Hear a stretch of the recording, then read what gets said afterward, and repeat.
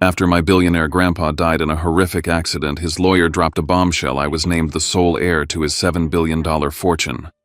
My parents and brother exploded in rage, demanded I hand it over, and when I refused, they kicked me out that very night. With nothing but a suitcase and a key he once pressed into my hand, I drove to his mansion. I thought I'd finally found shelter. But the next morning, when my family stormed through the gates to throw me out, they stopped cold the second they saw who was standing beside me. My name is Riven Whitlow. This is not just about money, it's about betrayal, survival, and the last gift from the only man who ever believed in me. I'm about to share something close to my heart. But before I do, can you say hi in the comments or tell me where you're from? I love hearing how far my story reach.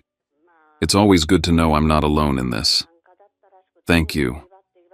And now, let me tell you everything. If my story touches you, please subscribe to this channel.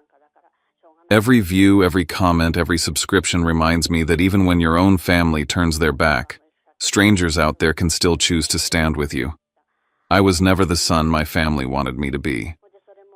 At 30, I taught piano lessons in a cramped studio downtown, scraping by on rent and secondhand groceries, while my father Graham, my mother Elaine, and my brother Trent lived in a world measured by corner offices, tailored suits, and expensive cocktails.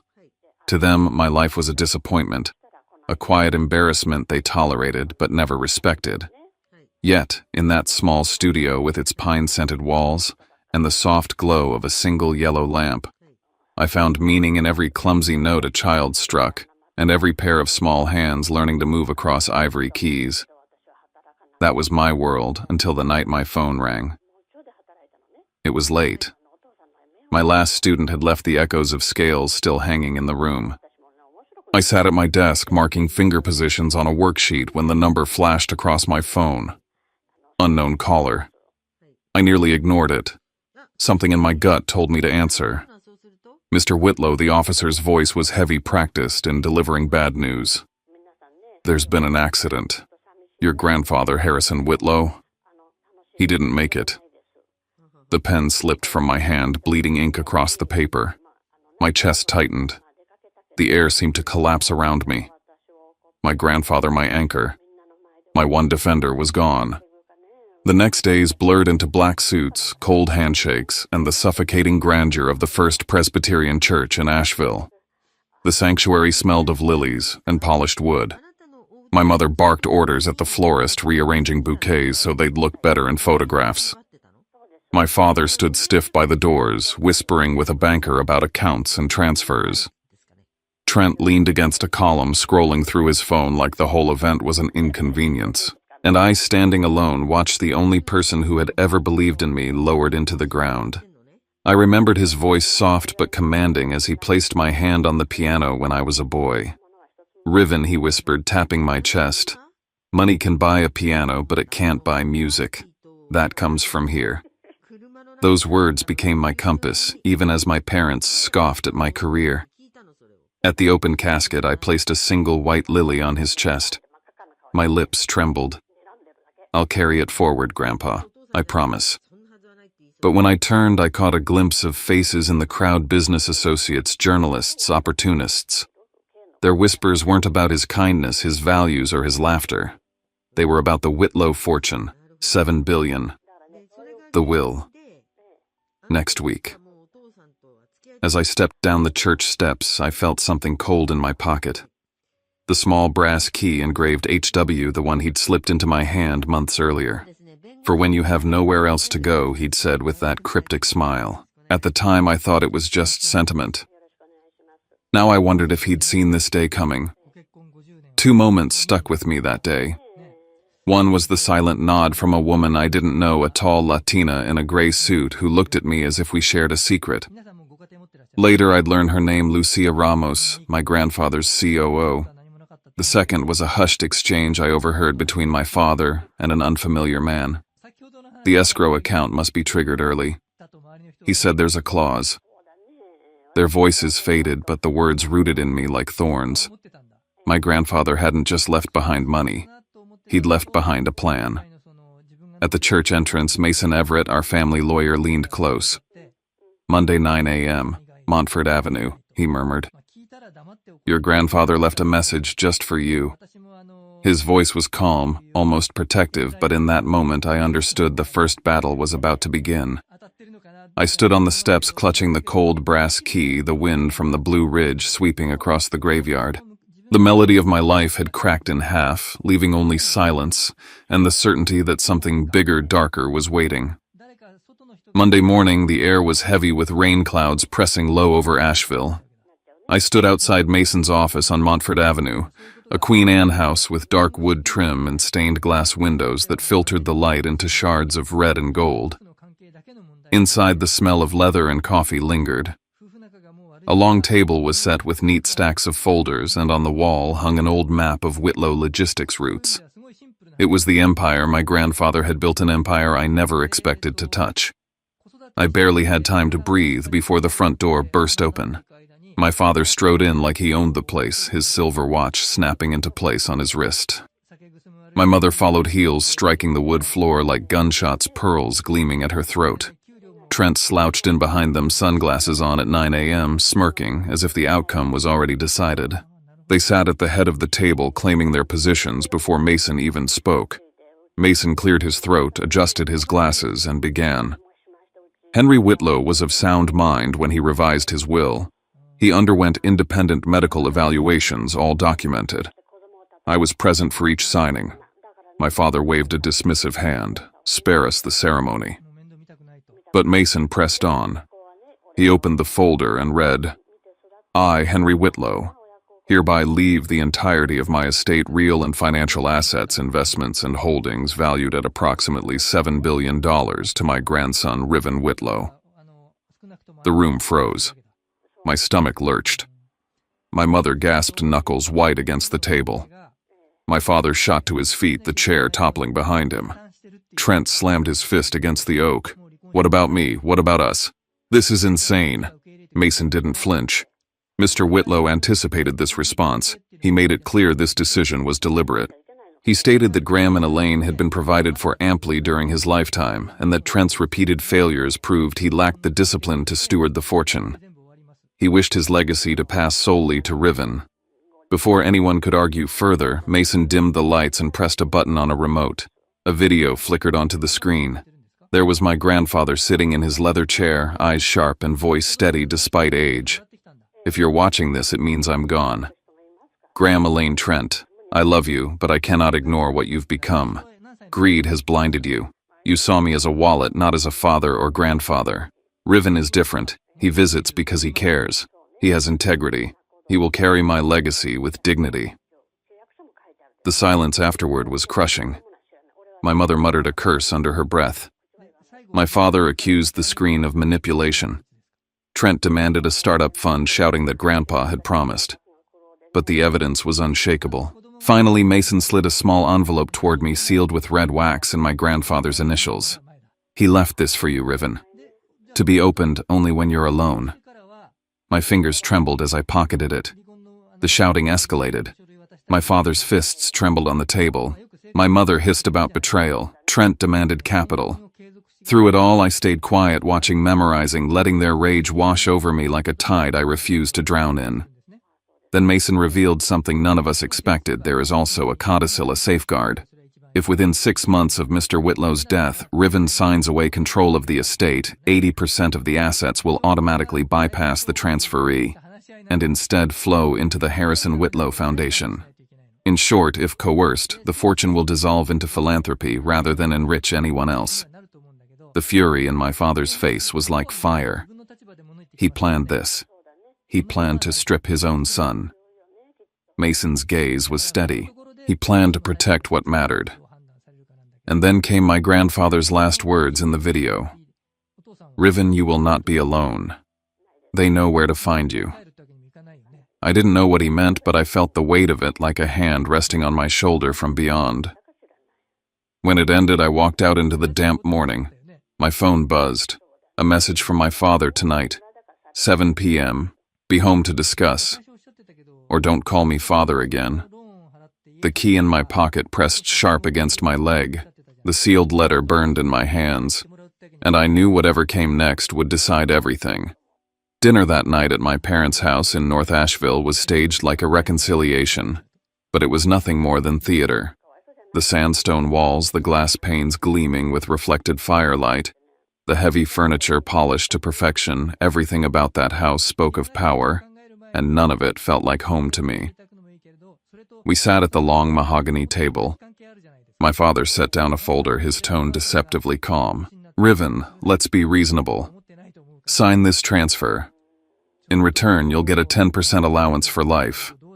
More money than you'll ever need." He slid the papers toward me with the smoothness of a man who believed the deal was already done. I opened the folder. The language was cold, clinical. My eyes caught on the clause I'd learned about only hours before the safeguard my grandfather had built. If I surrendered, the assets would bypass my family and flow into the foundation. My father thought he was cornering me. In truth, his trap was lined with my grandfather's foresight. "I'm not signing," I said, my voice quiet, but steady. Silence fell like shattered glass. My mother's face twisted, her voice sharp as a knife. "Ungrateful. After everything we gave you, private schools, lessons, a roof over your head, you dare turn your back." Trent leaned forward, sneering. "Enjoy your billions, piano boy. You'll drown in it." My father slammed his glass down on the table, the crystal ringing. "Either you sign or you leave this house tonight. You will not walk out as my son if you refuse." I rose without a word, the chair legs scraping across the stone floor. My old room was just as I had left it years ago, the blue quilt, the dusty piano trophies lined on the shelf, the recital photo of me with awkward posture and a too big bow tie. I stuffed a few shirts into a duffel, grabbed the photo of me and my grandfather by the grand piano, and tucked my music notebook under my arm. My hands shook, but my chest burned with something stronger than fear. In the garage, the smell of oil and damp concrete surrounding me, I opened the sealed letter. My grandfather's words stared back at me. "If you read this from a place that no longer feels like home, go to Seven Oaks tonight. Grant will know what to do. Do not fear the sound of cameras." My throat tightened. Even in death, he was guiding me, anticipating every cruelty they would unleash. I returned downstairs, duffel slung over my shoulder. My father stood waiting, arms folded, face carved from stone. I placed the pen back on the table, pushing the folder toward him. "I'm not signing." The front door was thrown open. Cold air rushed in. Rain hammered down outside, hissing on the stone steps. My mother's shrill voice followed me as I crossed the threshold. "You'll regret this. Family is forever. Money can't keep you warm." The door slammed behind me. I walked into the downpour, gripping the brass key in my pocket so tightly my palm ached. Through the blur of rain on the windshield, I saw the lights of the house flare on all at once. In my rearview mirror, Trent stood by the window with a phone to his ear. His mouth moved words I could almost hear. Plan A failed. What about Plan B? My gut twisted. There was more coming, something I couldn't yet see. The road shimmered under street lamps, puddles reflecting the gray sky. My tires hissed across slick pavement as I drove through Asheville's sleeping streets.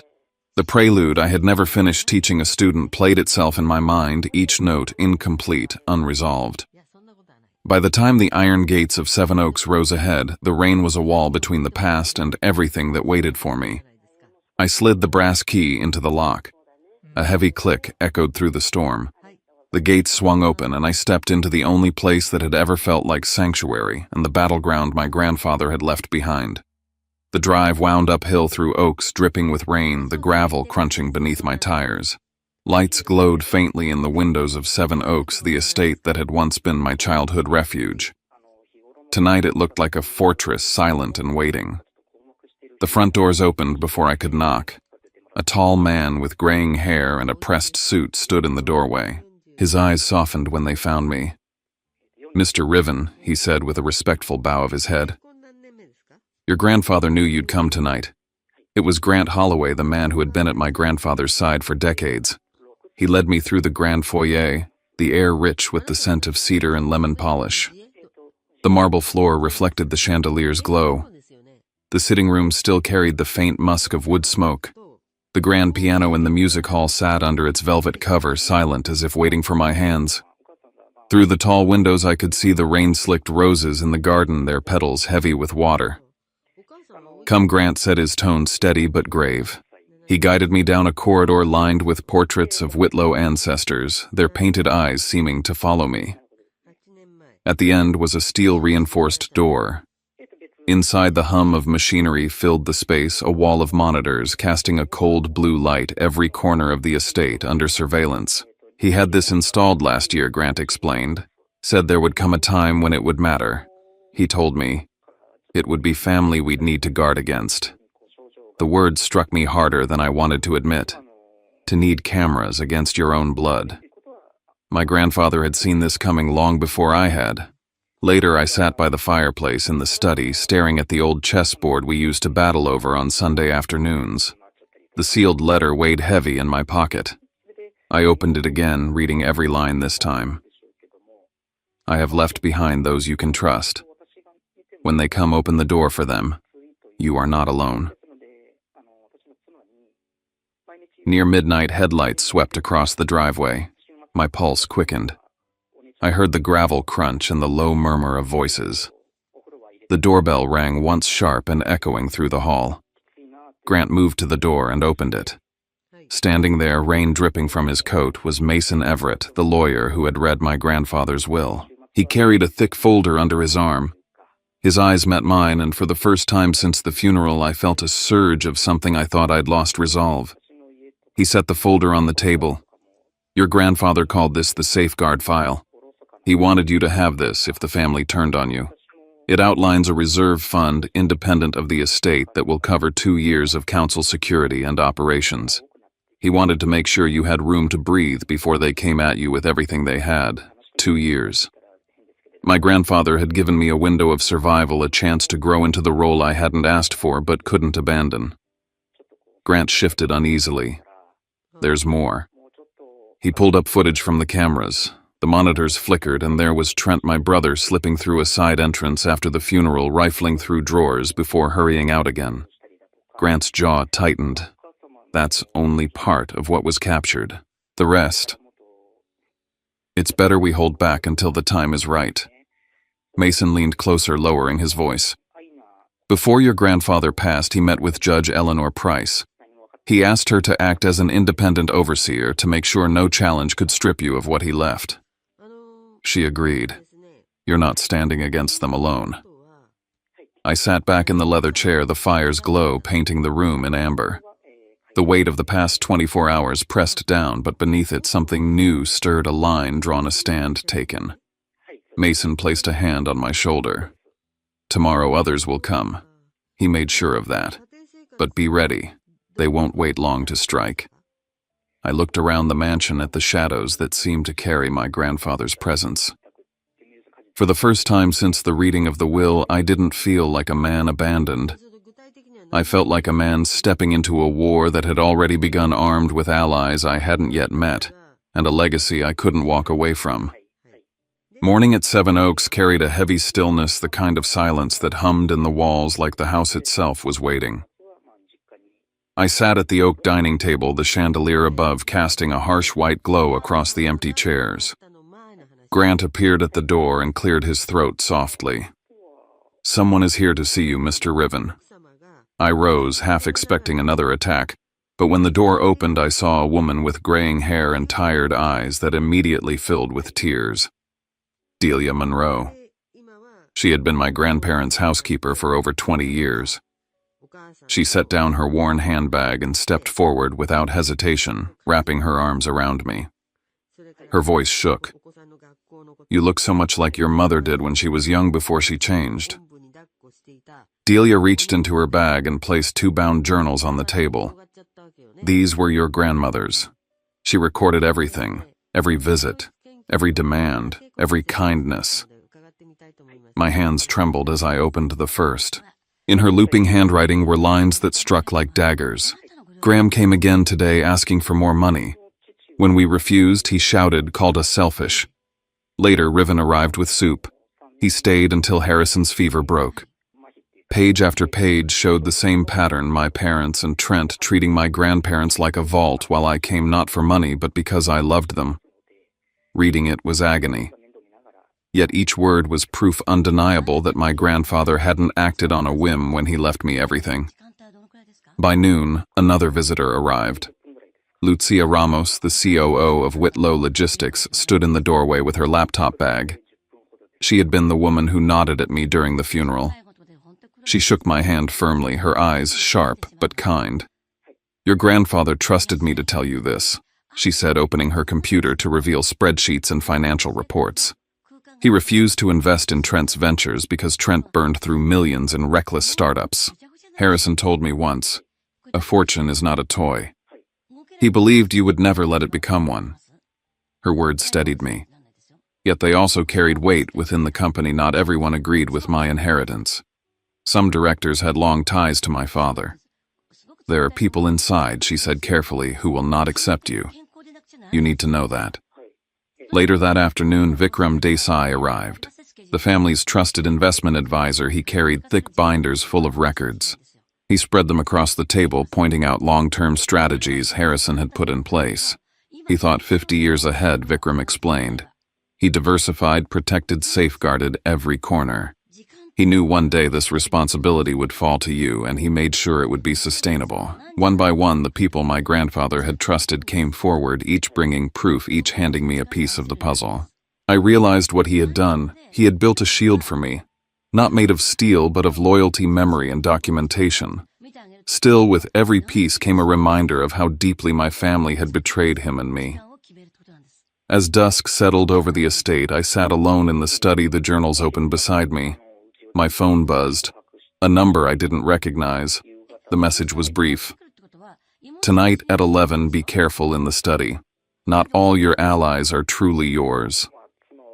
A chill spread down my spine. I turned back to the journal, flipping to the final page. My grandmother's handwriting was shaky, faint.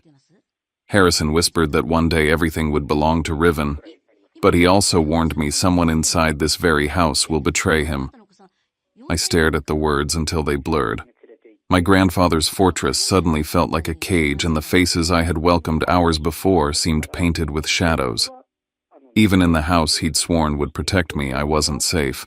The rain outside had grown heavier, rattling against the tall windows of Seven Oaks.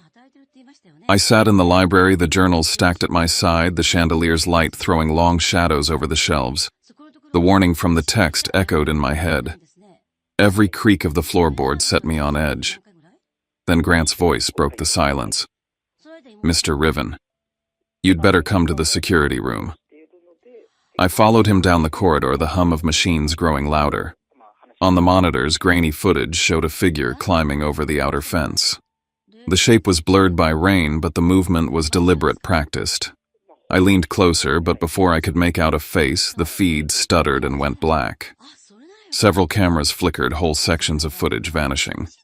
Mason, who had stayed late to review documents, rushed in. His eyes narrowed as he studied the frozen screens. "That doesn't just happen. Someone with access to the codes did this." His gaze swept the room. "Which means someone inside this house." My stomach sank.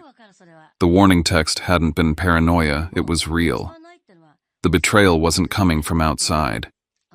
It was within the very circle my grandfather had left me. That night, unable to sleep, I walked the halls of Seven Oaks. The storm roared outside, thunder shaking the windows. Halfway down the corridor, I froze. Footsteps. Soft, deliberate, not mine. I turned sharply, but the hall was empty. The portraits of my ancestors stared back at me in silence. When I returned to the music hall, I stopped cold. On the piano, lit by a single lamp, lay a folder that hadn't been there before. My hands shook as I opened it. Inside was a photocopy of a legal agreement stamped and signed with my name. The document claimed I had already authorized the full transfer of the Whitlow estate to my father. My chest burned with fury. The signature looked like mine down to the curve of every letter. Mason examined it under the light, flipping through comparison samples. "It's forged," he said grimly. "But whoever did this knew your hand perfectly. Look here, these strokes match Trent's old notes almost exactly. If he didn't sign it himself, he had someone mimic your style. The implication was clear. My family wasn't just trying to force me, they were preparing evidence to drag me into court, to strip me not just of money, but of credibility. Near midnight, the phone rang. The number was blocked. I answered, my voice tight. Hello. A low, rough voice came through, almost drowned by static. If you want the truth, come to the old docks at French Broad River tomorrow morning. One of the people you trust isn't who they claim to be. The line went dead. I stood alone in the great hall, the fire spitting embers, the shadows leaping on the walls. In my hand, the forged document felt heavier than steel. Outside, the storm battered the estate, but inside it was the silence that suffocated me. I realized then that the battle I had feared with my family was no longer just a matter of blood. It had become a war of shadows, betrayal, and deception. And somewhere inside the very walls of Seven Oaks, someone was already playing against me. The French Broad River lay quiet under the gray morning sky, the air cold enough to sting my face. I parked by the abandoned dock, its wooden planks warped and slick with moss. A lone figure waited at the end, collar pulled, high hat shadowing his face. He didn't speak at first, only handed me a small USB drive. His voice, when it came, was rough, as though torn from his throat. Watch carefully. Not everyone Harrison trusted is truly loyal to you. Then he turned and disappeared into the mist, leaving me with nothing but the sound of water lapping against the posts. I drove back to Seven Oaks, every turn of the wheel heavier than the last. Grant was waiting in the study. Together we slid the drive into the projector. The screen filled with grainy footage, Lucia Ramos seated at a restaurant table across from my father. She leaned forward, sliding a folder across to him. His hand closed over it like a snake coiling around prey. The room erupted in murmurs. I felt my pulse hammering. Lucia explained this. My voice was colder than I intended. She straightened her back, her face tight. That's not what it looks like. Harrison told me to monitor Graham's movements. That could have been a setup.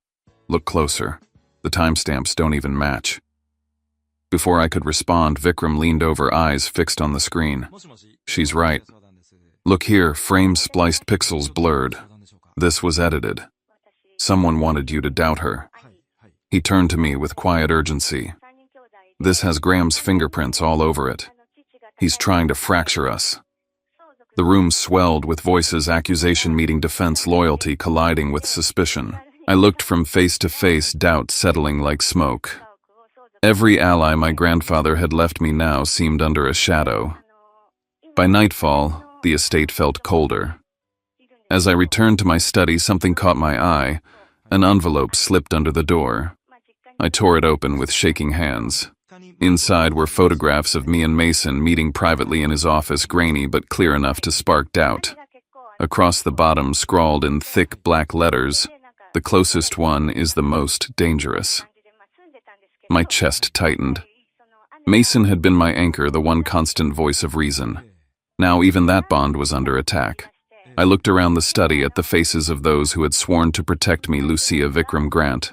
None of them met my eyes. That night I sat alone at the desk where my grandfather once worked. The journals lay open, the photographs scattered across the wood, the USB still glowing in the projector.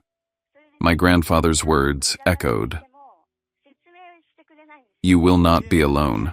Yet for the first time I felt utterly terrifyingly alone. Engines growled outside the gates the following evening. From the security monitors I watched sleek black cars roll to a stop, headlights piercing the rain. Men in suits spilled out, briefcases in hand. And at the center, Graham, Elaine, and Trent, their expressions hard with intent. The great hall of Seven Oaks blazed with light when they entered, their shoes striking the marble like gunshots. My father's voice cut the air. Riven is unfit to manage the estate. We have evidence documents signed in his hand. One of the lawyers opened a briefcase, laying out the forged contract that bore my name. The paper gleamed under the chandelier, damning in its neat lines. I rose, steadying my voice, though my hands shook. That is a lie. Mason stepped forward beside me, placing the real will and its codicil on the table. The estate is protected by a clause Mr. Whitlow himself designed. If Riven signs anything under coercion, the assets dissolve into the foundation. Nothing passes to Graham, Elaine, or Trent. The opposing lawyers faltered. My father's jaw tightened, but before he could recover, my brother lunged forward, his voice cracking with fury. "Enough of this charade, this is mine, all of it." His face was red. His fists clenched, the mask of composure gone.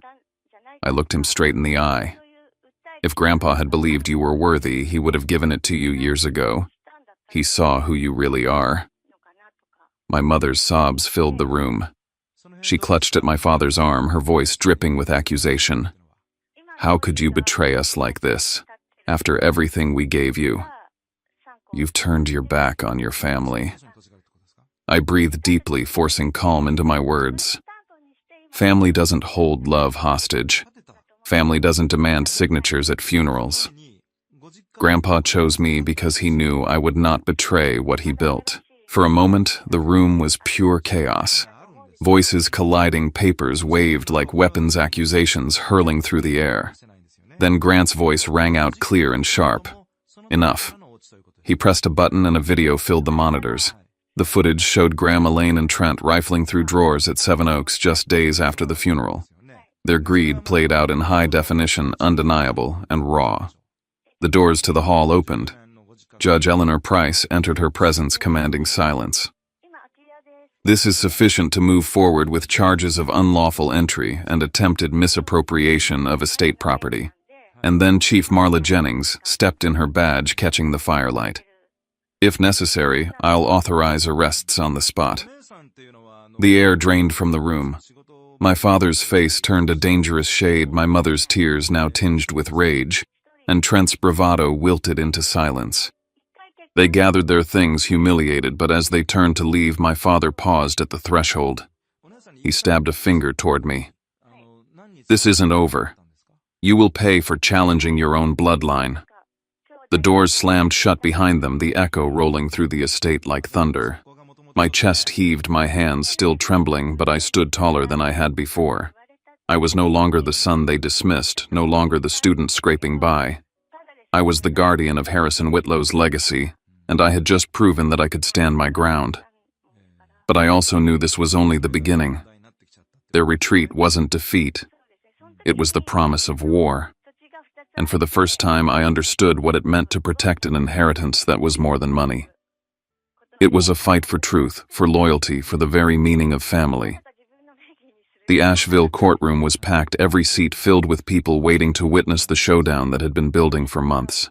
My family had filed suit, claiming I coerced my grandfather into changing the will. Graham, Elaine, and Trent sat at the front, their faces tight with anticipation, certain they could dismantle the truth with forged contracts and accusations. I sat beside Mason folders stacked neatly, heart steady, but pulse quickened. Graham's lawyers moved first, laying out a crisp, forged agreement that claimed I had consented to transfer the estate. The room held its breath. I stood, my voice calm and measured. If this contract were genuine, why would the codicil activate automatically? The protective clause prevents any coerced transfer. The attorneys shifted uneasily, unable to find a counter. Grant inserted the original USB into the projector. Grainy footage filled the screen, Graham, Elaine, and Trent rifling through Seven Oaks just days after the funeral. Their greed, their disregard for law and loyalty was undeniable. The courtroom murmured, whispers and gasps weaving through the spectators. Judge Eleanor Price's gavel silenced the room. The will is valid. All assets belong to Riven Whitlow. Further actions regarding trespass and forgery are referred to the appropriate authorities. Elaine burst into tears, Trent shouted, and Graham sank into his chair, pale and defeated. The courtroom had never felt quieter. Months later, Seven Oaks was alive in a new way. Mason, Lucia, Delia, Vikram, Grant, and I gathered to inaugurate the Harrison Whitlow Foundation, $2 billion dedicated to education and community. Standing at the podium, I addressed the room. Money can buy a piano, but it cannot buy music. The real legacy is giving the next generation a chance to create their own melodies. Applause filled the hall, faces warm with gratitude and support. That evening, the oak dining table hosted a different kind of family. Friends, allies, and mentors shared meals, laughter, and stories. The bonds were chosen forged through loyalty and integrity, replacing the cold scrutiny of blood relatives. I realized family was defined not by shared DNA, but by trust and purpose. A Sunday morning found me at Riverside Cemetery placing white lilies on my grandfather's grave. "I did it, Grandpa," I whispered. The Blue Ridge wind stirred through the trees, carrying the sense of his presence, a quiet affirmation. Later in the music room, sunlight poured through tall windows onto the grand piano. My fingers touched the keys and the prelude I had never finished played itself fully, every note resonating through the hall. A recording hidden in the room activated his voice, soft but clear. "Your music is the answer." Delia found a letter in the piano drawer written years before. "If you are reading this, it means Riven has chosen the right path." I felt the weight of his trust, the culmination of every lesson he had ever imparted. I sat back watching the Blue Ridge light illuminate the estate. The unfinished prelude of my past was now complete. It was a melody of purpose, integrity, and legacy. I whispered, letting the sound fill the room. "This is ours, Grandpa. Yours and mine." The battles were over. The estate was secure. The lesson endured. True inheritance is not money, but values, courage, and the will to honor them.